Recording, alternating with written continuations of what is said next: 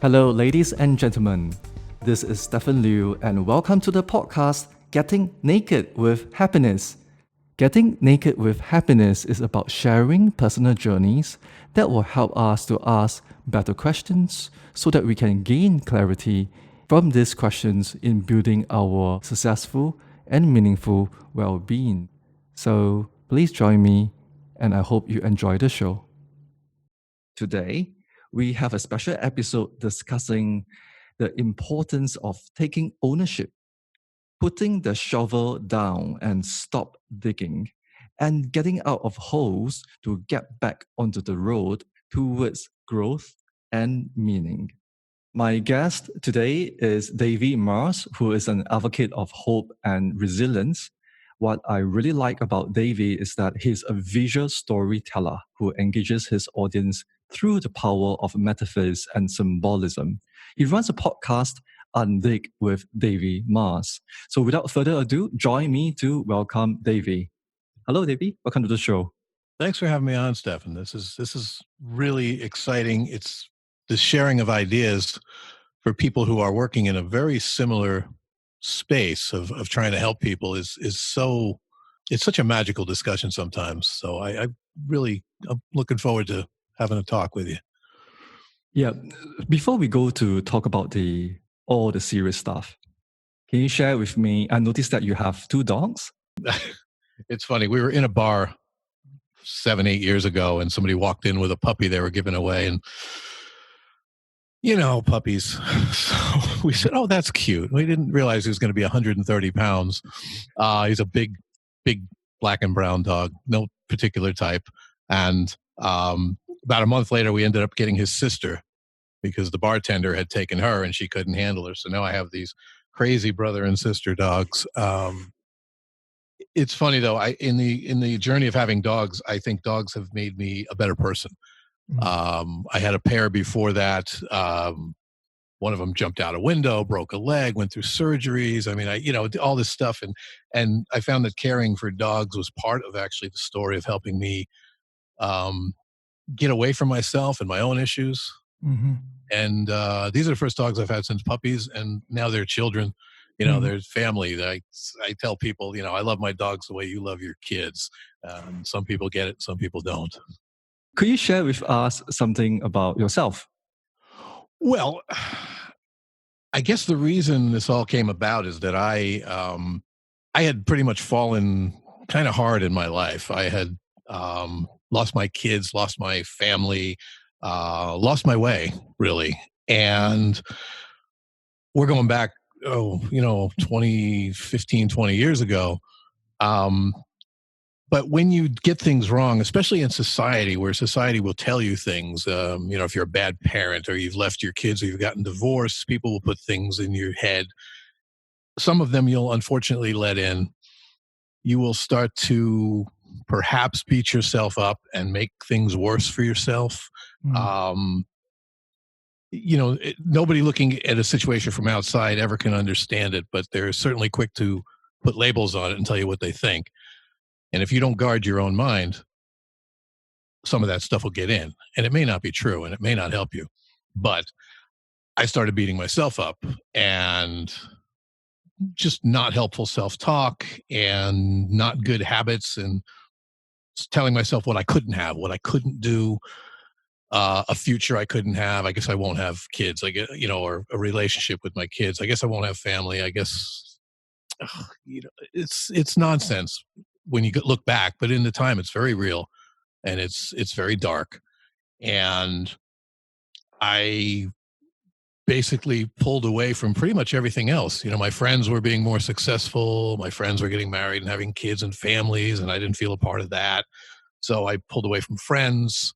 I made a job decision back then that in retrospect wasn't the best, although I went into it with the right intention, but I ended up not being able to work in my original career, which I had spent years doing and I wanted to change. But so now I'm not making money and I'm alone and I'm sad, I'm depressed. So this is the sort of thing that just snowballs. Because you start to believe and then you start to accept and you settle for less. and you stop having dreams. You focus on things that happened rather than things that could happen. Um, Ultimately, I took about a 15-year hit where I just lived small, did nothing, waited for nothing. It's I call it waiting around to die, but it's not quite that bad. But I've seen it in a lot of older people. I used to visit my grandparents and see their neighbors, and it felt like that's all they were doing. They were just waiting to die. They had no activities because they had no future. They had no dreams. They thought everything was over, and they get stuck in very simple, basic routines. And it was sad to watch then. And I started seeing myself approaching 50 years old going, wait, I'm turning into one of those people. And that's scary. I mean, I can't imagine not being here and not having a future, even when I expected the future to be bad. It's like I still couldn't imagine not being here. I know some people, suicide's a big issue for people who get into this place, and I think people are wired one way or another. But that is not something for me. So I would just figure I was just going to grit it out for years and years and years, and just never step into life, never step into the greatness that I could have. So in a nutshell, that's the sort of the backstory of what got me on a better path. I appreciate your courage to share this with me. It means a lot to be authentic, and I really appreciate that you are doing so. I know that you have a great story about the road, mountains, and light. Could you tell us a bit more about this? Sure. So one belief I have, and this is a popular topic nowadays, this topic of ownership, of owning your life and what you've done and what you do. And for some reason, that made sense to me, owning. I always blamed myself for things. I was not somebody who blamed the rest of the world. I blamed myself. And that's sort of the dark side of ownership, but I think it's a step in the right direction. So what I had done in my life is I had dug myself a hole. And if you can imagine that, as you keep digging, and digging for me is all the dumb stuff that you do, the bad stuff, the counterproductive stuff, the bad beliefs that you put out, all that is just digging. And it's making this hole deeper and deeper. And eventually you find yourself living your life in a hole. And funny thing about a hole is it can get very comfortable in a way because nobody comes to see you there. It's your own little space. It's kind of quiet. You're kind of alone. And people can get comfortable with their pain or their misery. Not that they like it, but because they're now so detached from what could be that everything out there is scary. But in here, at least I can control what's in the hole. But in talking about ownership, what I believed then, and certainly much more now, is that if I dug the hole, then I can undig that hole. That's not the best English word, but I like that. Undig the hole. Yeah, it's sticky. That came catchy. So that's what, in the podcast and the project came out of that name. We have the power to correct the things in our lives. And so with the realization that something can be better, the first thing I tell people who are living lives like this, and this, it doesn't have to be my story. So, for a lot of people, it's just the sort of, you get to a certain age and realize you've never lived your dreams and you're stuck in a job and you have a family and you have good things, but you feel unfulfilled. You feel like you've maybe let go of the things you wanted to do. You've settled. Maybe you're working a job or a career that you don't like. And there's this hopelessness. Some people talk about it as a midlife crisis, but I think it's a little more complex than that. And it hits people at various ages. But I talk about undigging the hole, and the first step there is to put the shovel down. And I kind of like that because it says that you're in control of your situation. So putting the shovel down means stop making it worse. Find the things that are hurting you, whether it's the thoughts or the actions, if it's the drinking, if it's the gambling, if it's whatever. You've just got to start by trying, and you're not going to get it right the first time, but just stop making it worse. Put that shovel down, and then you can think about getting out of the hole. So once you start to climb and you get out of that hole, and it's hard, you've got to work really hard if you've been digging a long time. But at some point, you're going to get out of that hole. And what are you going to see when you get out of the hole? Well, in my vision, there's a road right next to that hole that you've been in all this time. And if you look down the road, you'll see the road winds into some mountains. And behind those mountains is a light. And that light to many people would be the sun, but I call it the future. It's the future you want, your better future. And you know that to get there, you just have to keep moving down this road. But it's hard. And you haven't been walking much lately, living in the hole. So you've got to take those first few steps. And I think step number one is believing in something better, believing that you could have a better life, believing that it is possible, even if you don't see the way, because you can't really see where the road goes, but you know, if I head in that direction. So that's step number one. And then another step might be adding something new to your life, some new habits, some new books, listening to some better stuff. Another step might be taking some things out, some bad people, some bad habits. That's something you started when you were getting out of the hole, but now maybe you do more of it. Maybe there are people that don't help you and support you. But you take a step and a step and a step, and before you know it, you're walking down the road towards those mountains and towards that light. And as you're walking down the road, you notice that on the side of the road, there are signs. Just like when you drive down the freeway, you see billboards and things like that. The road signs. Yeah. But these signs are telling you things. They're saying, hey, caution, be careful here, or here's a shortcut, or here's some good advice. There's a sign I read that said, it's possible. And that's all it said. But I thought that helped me.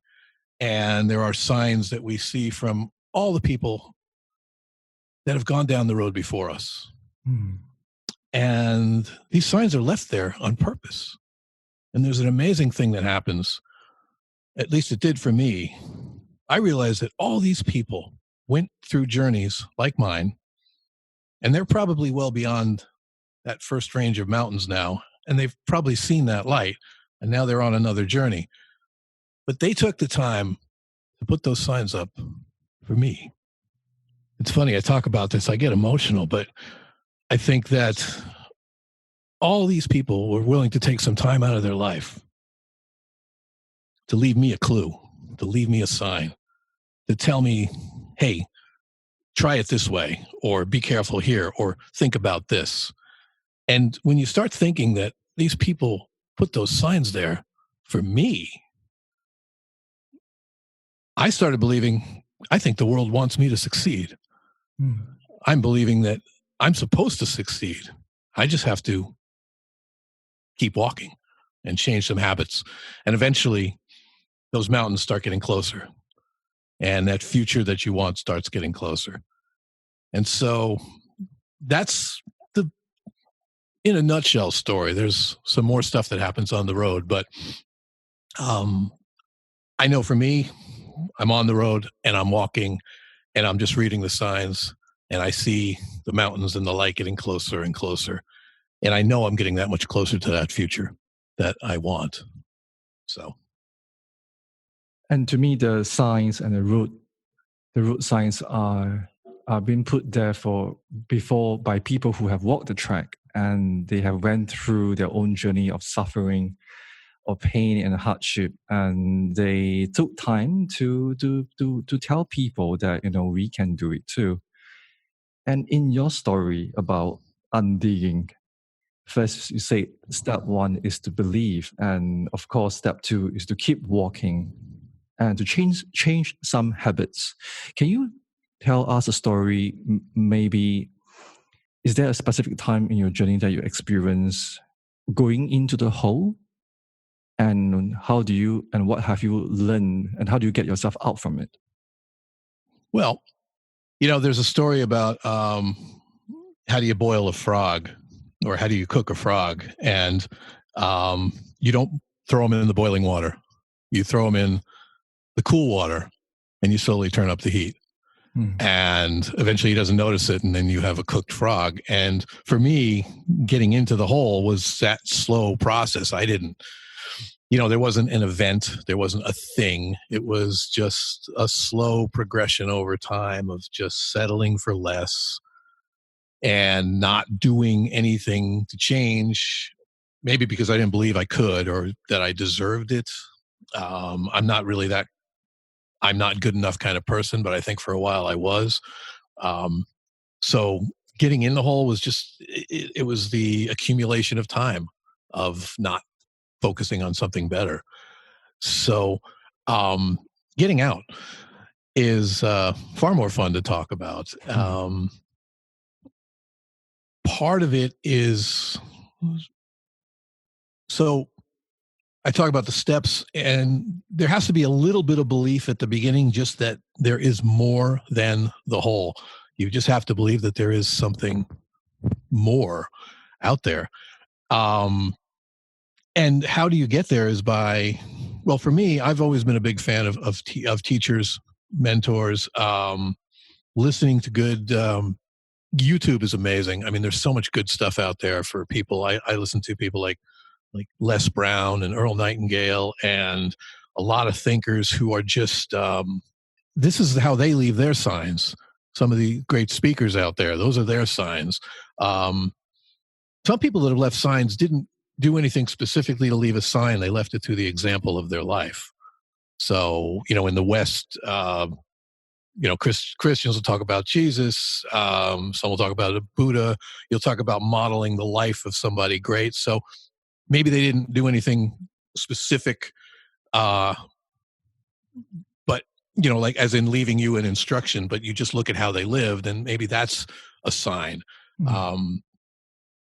I got really into listening to a ton of Jim Rohn, as I said, Les Brown, Tony Robbins, constantly putting that in my head, constantly putting good stuff in my head. I'm a student of Brendan Burchard now, who runs really interesting, he touches on everything now, but he's great on this mindset and performance. So I think constantly putting a strong message in front of you keeps your mind focused on better things. And that will be the part on where you talk about the mountains and the light, because this root sign leads us to a better place in front of us. And the strong message, as you said, is powerful, because we need each other to remind each other that we have a special place in the world. And sometimes when you share this story about taking that walk down the road, keep walking, I could see like myself walking on the road, and I will bump into another traveler, maybe a backpacker.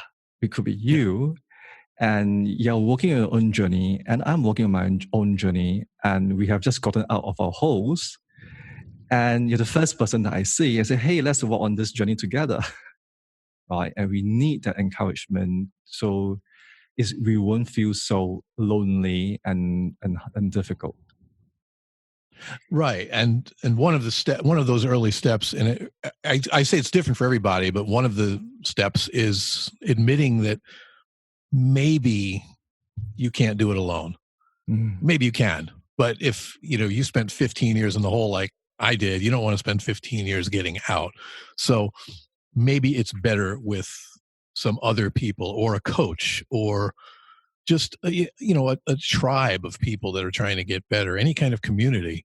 For alcoholism, there's the 12 steps programs, and for narcotics. And while I don't agree with everything they teach, one of the powerful things is that you're sitting in a room telling your story, and everyone in the room gets that story. They understand you. They're not judging you like the people outside. So maybe you walk with other people who are sharing the same type of trouble. And the other thing would be to find somebody who's just a little ahead of you. I don't believe in hierarchy as a good model for humans, where we set some people above others and below others. Mm-hmm. I like to think that people are just ahead of us or behind us on the road as we journey through life. So it's better language to just think that maybe the reason somebody's ahead of us is just because they got on the road before us, or maybe they're moving a little faster, but they're not better than us and they're not above us. So all that language of, looking down on people or up, it's not helpful. Yeah. But if you view life as just a series of roads, then if somebody's way ahead of you, that's fine. Mm. Just read the signs they left and you'll get there too. And then you'll start developing signs of your own, and somebody will come along and read that.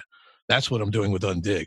I'm leaving a big sign for people. So if I can get people to come in here who are where I was a few years back, then not only am I helping, not only am I making a difference, but I'm touching, I don't know.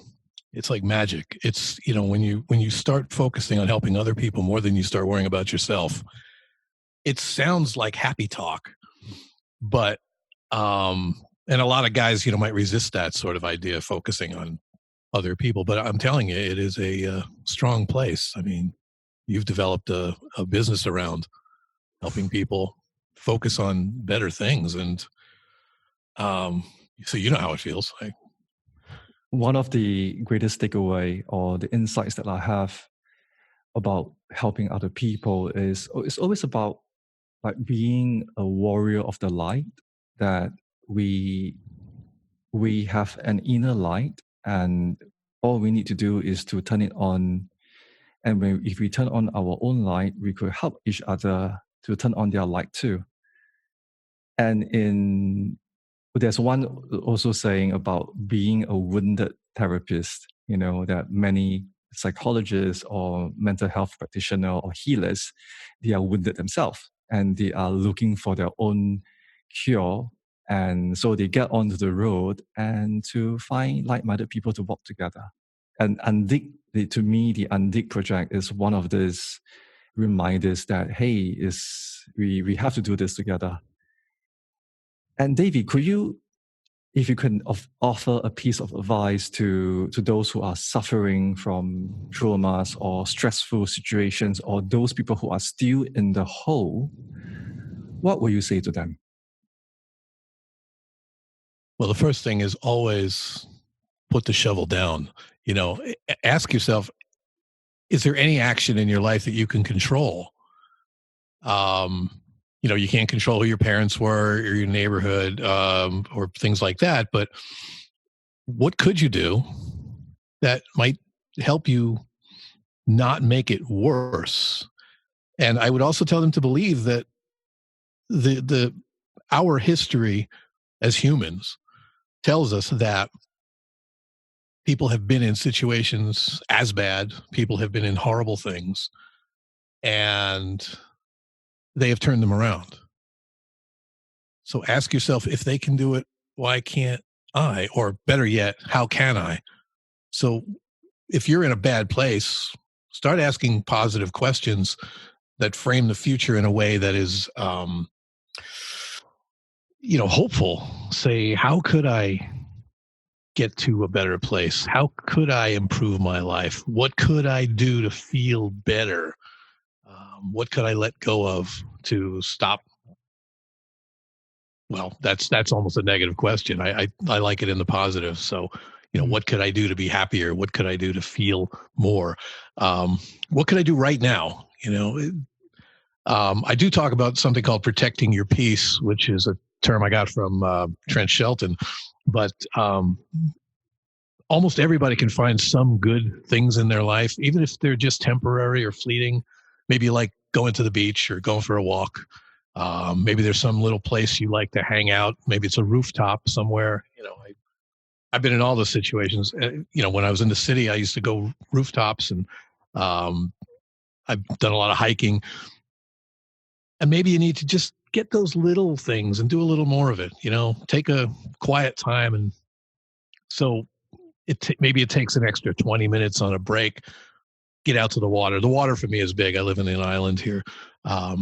Get somewhere nice. Get somewhere where you feel good, where you feel strong. A lot of people talk about exercising. If you're not exercising, you're probably missing one of the big things that helps connect your mind and your body, and you just have more energy. Because we all know when we have no energy, we get worse. We do shortcuts. When we're weak, we eat more junk. We drink more liquor, whatever. Working on your energy is important. But I think the most important thing I could tell anybody who's having a bad time, who's in a bad place, is believe that there's something better. You don't have to see it. Just believe that there's something better out there. And, you don't have to believe in it all 100%. You just have to take that first step. There's a great speaker named Les Brown, and he has one segment that's called "It's Possible." And if somebody was to Google that or just to look it up, there's like a 50-minute video out there. It's possible. It's possible I could have a better life. It's possible I could succeed. It's possible I could be the president. It's possible I could be happy. It's possible I could meet the woman of my dreams, or, it's possible. And if you just say it's possible, I don't know how, but you'll start finding ways to make it true. So, and if you don't believe in yourself, there are people who have been there, like myself, and I'll steal a phrase from an anime, but it's a great quote. You don't have to believe in yourself. You can just believe in the me who believes in you. That's nice. It's from something called Gurren Lagann. But it's such a great line, and there's such a great story in that. And I'm actually going to record something about that. Just believe in other people that tell you it's okay, because they may just be seeing something that you're not seeing yet. So yeah, I just told somebody a whole lot of things to do, but I think it starts with belief, and then it starts with habits, and then there's obviously more, but yeah, belief and habits very important. And on this note, can you share maybe one daily habit or practice that contributes to your current well-being? So I'll tell you what it is. It's having a purpose. It's believing in this future, and working towards that better future. So that's kind of what I'm doing daily. And so that keeps me pumped up.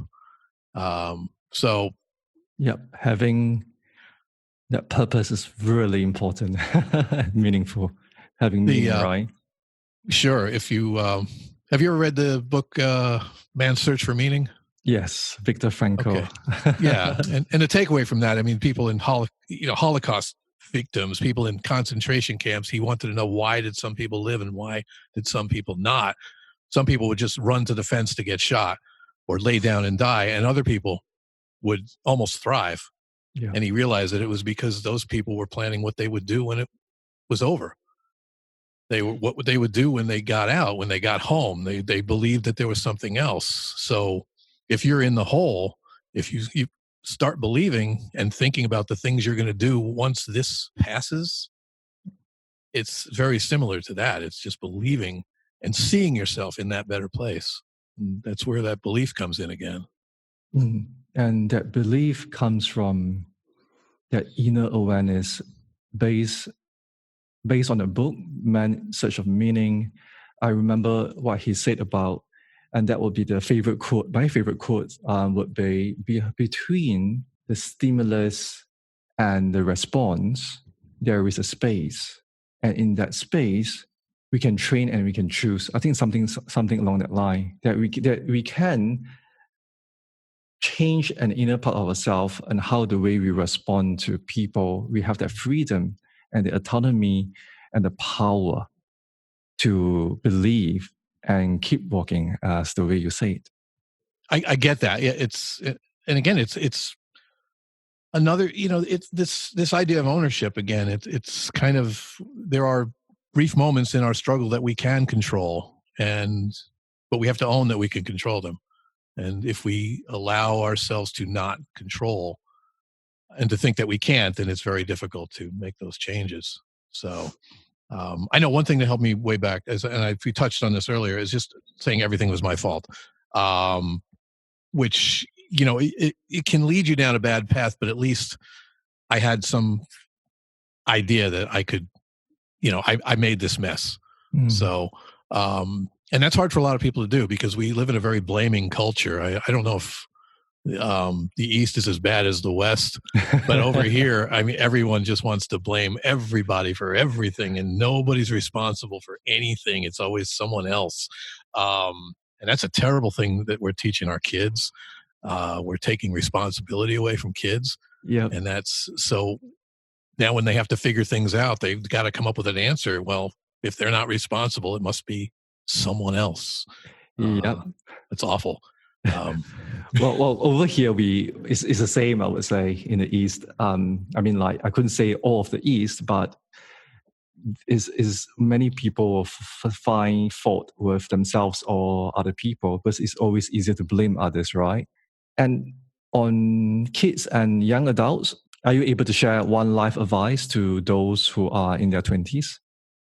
I think to a younger person, you're young now. I put this a certain way. I said, look, you got two choices in life. You're going to die or you're going to get old. So one day, you're going to be as old as me. I say that because, 20 years old, look at me and like, oh, who's the old dude?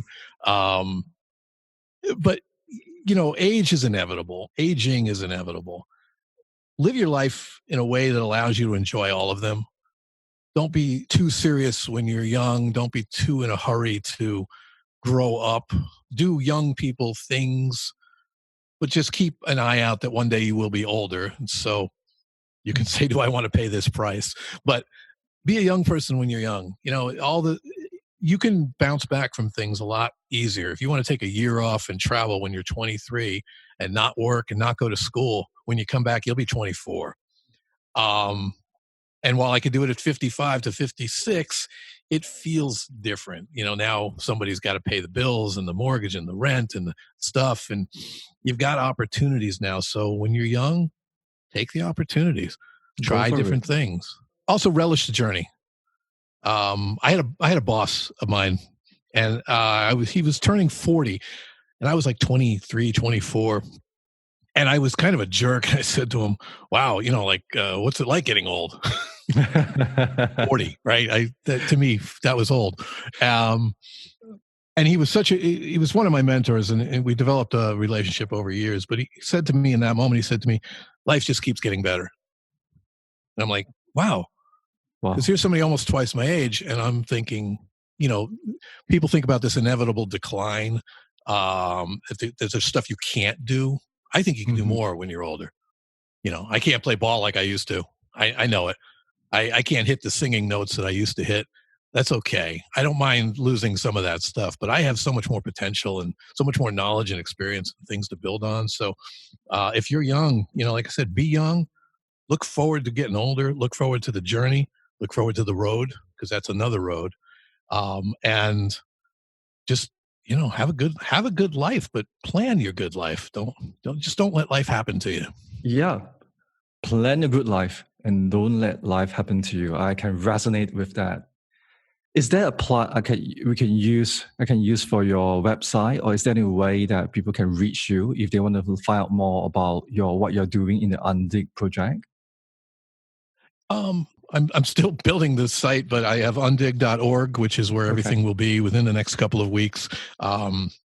DaveyMars.com. One of those is going to get a lot of content. I'm trying to separate the me from the project, because I have more things that I'm interested in, and I really want the project to be the project. As I see this, it's all me. UNDIG is just me. But down the road, I really want it to be something that's got a whole lot of people just, creating content and reaching out to people and spreading the message and helping. So that's why I don't want my name on UNDIG as just, UNDIG with Davey Mars is good for now. But ultimately, I just want it to be UNDIG, and people know what it is, and they want to join, they want to help, or they want to come to us and find some guidance and, stop digging their holes. Stop digging their holes. I think that is one of the biggest, greatest advice that I received for this time. And Davey, I would like to acknowledge your dedication in sharing your feelings and the UNDIG project. I think that I strongly believe that we need a community to feel safe, to lean in with we need a microculture to feel safe. We need so that we could be vulnerable for healing, and for all of us to travel down that road to become and to grow even better. One thought I take away from this conversation and from your story is that step number one, believe that we all need to believe in something, even though we are in that hole, there is always something better out there. And step number two, once we get out of the hole, after we drop the shoulder, keep walking and change some habits. And some of these habits will be maybe small wins, easy habits to change, so that don't aim for the big stuff. And I can resonate with that because this is also part of becoming a better version of myself. If I aim for something that is really difficult, then I will be getting upset, So aim for something small and easy to win. And that's my takeaway. So thank you, Davey, for being here. And for us who are listening in, I would like to hear your thoughts on how you are going to put your shovel down and how you are going to throw others a rope or build a sign on your road. Or maybe how would you like to share your light with other people? So if you have any comments, please share your comments in the Facebook page, Getting Naked with Happiness, and also on Instagram, #Getting Naked with Happiness. And thanks for listening, and thank you, Davey, for being here, and have a great week ahead.